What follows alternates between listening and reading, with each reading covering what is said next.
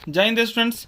Business regulatory framework का यह true और फॉल्स का दूसरा सेट है। एक सेट अपलोड हो चुका है, आप लोग देख लिए होंगे। अगर आप अभी तक नहीं देखे हैं तो उसका लिंक इस वीडियो के डिस्क्रिप्शन में मिल जाएगा, आप उन्हें भी देख लें। उसमें हम 22 ट्रू और फॉल्स बताए थे। थोड़ा एक्सप्लेन के साथ बताता हूं ताकि आप लोगों को समझ तो आ ही जाए। प्लस में आप जब थ्योरी लिखना चाहते हो तो थ्योरी के टाइम भी आप आराम से लिख सकते हैं इन सभी पॉइंट को, क्योंकि पॉइंट को आपको समझना है। पॉइंट आप समझ लेंगे तो आप इजी वे में थ्योरी लिख सकते हैं।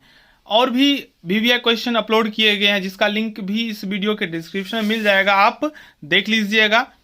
और आप हमसे जुड़ना चाहते हैं तो व्हाट्सएप ग्रुप का लिंक भी है और आप जुड़ सकते हैं। 23वां प्रश्न है, 22 क्वेश्चन हम ऑलरेडी बता चुके हैं।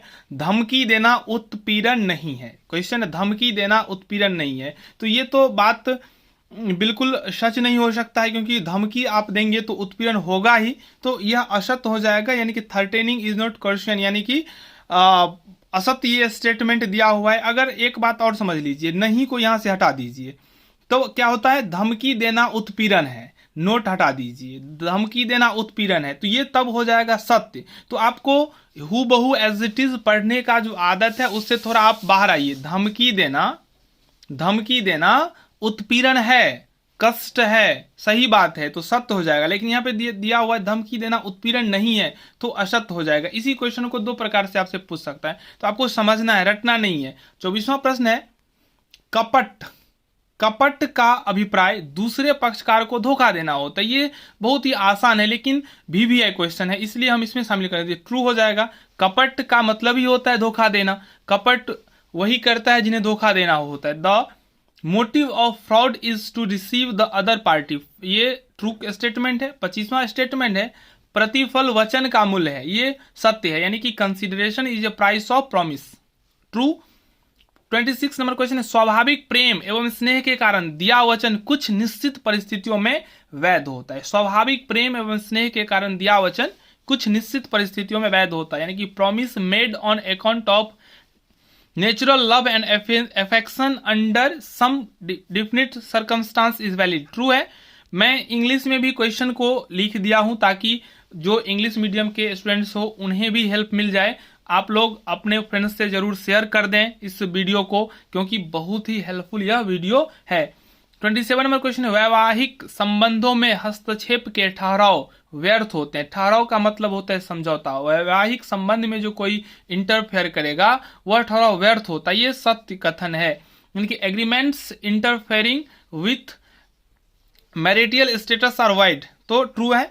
28 है, विवाह में रुकावट डालने वाला ठहराव व्यर्थ है, ये सत्य है। देखिए, विवाह में रुकावट डालने वाला ठहराव व्यर्थ है, लेकिन अगर अवयस्क से विवाह हो रहा है या अवयस्क का विवाह हो रहा है, 18 साल से नीचे के गर्ल्स हो और 21 ईयर्स के नीचे का अगर बॉयज हो, तो उनको आप रोक सकते हैं क्योंकि वो इलीगल है। लेकिन 18 प्लस लड़की और 21 प्लस लड़का है, तो आप उसको रोकने का अगर आप बात कर रहे हैं तो इनवैलिड हो जाएगा, ठीक है ना वो।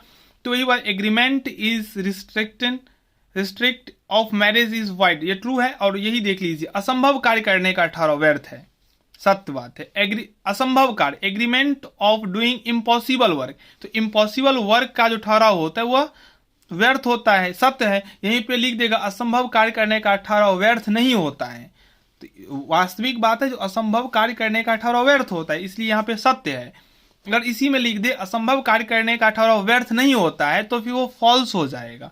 तो आप ध्यान रखिएगा, निगेटिव क्वेश्चन जैसे ही आएगा आपको थोड़ा अलर्ट हो जाना है, क्योंकि निगेटिव क्वेश्चन में बहुत सारे स्टूडेंट्स फंस जाते हैं और गलत करके आ जाते हैं। निगेटिव क्वेश्चन फंसाने के लिए ही दिया जाता है। 30वां प्रश्न है, अवयस्क के विवाह में रुकावट डालने वाला ठहराव व्यर्थ है, ये भी सत्य है। अवयस्क के विवाह में रुकावट डालने वाला ठहराव व्यर्थ है। Agreement in restrict of marriage of a manner is wide. चलिए, 31वां प्रश्न, बीमा का अनुबंध बाजी लगाने का ठहराव है, ये फॉल्स स्टेटमेंट है। Insurance contract is a wagering agreement, false statement है। 32 है, सभी सांयोगिक ठहराव बाजी के ठहराव होते हैं, सभी सांयोगिक ठहराव बाजी के ठहराव होते हैं, ये भी फॉल्स स्टेटमेंट है। All contingent agreement are wagering agreements, false. 33 है, निष्पादन का प्रस्ताव शर्त रहित होना चाहिए, निष्पादन का प्रस्ताव शर्त रहित होना चाहिए। The proposal of performance should be unconditional, true statement है। 34 है, निक्षेप में माल और उसके स्वामित्व दोनों का हस्तांतरण होता है। निक्षेप में माल और उसके स्वामित्व दोनों का हस्तांतरण होता है, ये फॉल्स स्टेटमेंट है। In bailment goods and its ownership both are transferred, false है। 35 है, निक्षेप अनुबंध में प्रतिफल का होना आवश्यक है। Consideration is necessary in the bailment contract, ये असत्य है।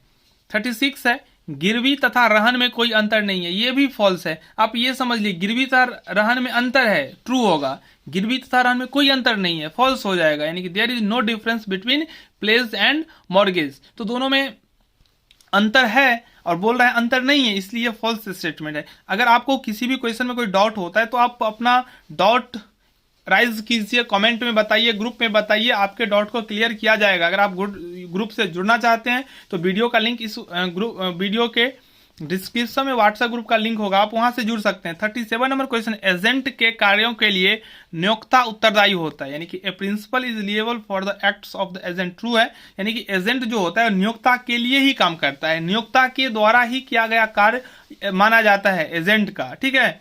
38 नंबर क्वेश्चन है, सामान्यतः पति पत्नी के कार्यों के लिए उत्तरदायी होता है। सामान्यतः पति पत्नी के कार्यों के लिए उत्तरदायी होता है, ये भी false statement. Generally the husband is liable for the acts of his wife, ये फॉल्स स्टेटमेंट है। 39 है, विक्रय में अधिकार का हस्तांतरण होता है, स्वामित्व का नहीं, असत्य कथन है। आप सबको पता होगा जो विक्रय में अधिकार के साथ साथ उसका मालिकाना भी ट्रांसफर होता ही है। In sale the possession is transferred and not the ownership, तो ऑनरशिप और पोसेशन दोनों का हस्तांतरण होता है, ठीक है। चलिए 40वां प्रश्न है, विक्रय एक निष्पादित अनुबंध है, ये ट्रू स्टेटमेंट है, यानी कि sale is an executed contract, true. 41वां प्रश्न, शर्त के भंग होने पर क्षतिपूर्ति के लिए प्रस्तुत किया जा सकता है, तो बिल्कुल सही बात है। अगर आपके शर्त के कारण अगर किसी को कोई नुकसान होता है तो वो अपने नुकसान की भरपाई के लिए वाद दायर कर सकता है। On the breach of conditional claim can be filled for compensation, true. 42 है, शर्त का भंग आश्वासन का भंग माना जाता है, शर्त का भंग आश्वासन का भंग माना जाता है, ये भी स्टेटमेंट जो है ना वो ट्रू स्टेटमेंट है। 43 नंबर क्वेश्चन है, विनिमय साध्य लेख पत्र आदेश पर अथवा वाहक को दे होता है। Negotiable instrument is payable either on order और टू बैरियर, तो ये ट्रू स्टेटमेंट है। विनिमय पत्र में प्रतिफल का होना आवश्यक है, बिल्कुल सही है, विनिमय पत्र में प्रतिफल का होना आवश्यक है। तो अभी सेट 2 में इतना ही, और कुछ इंपॉर्टेंट क्वेश्चन मैं ढूंढ रहा हूं जो आपके एग्जाम के लिए काफी हेल्प हो।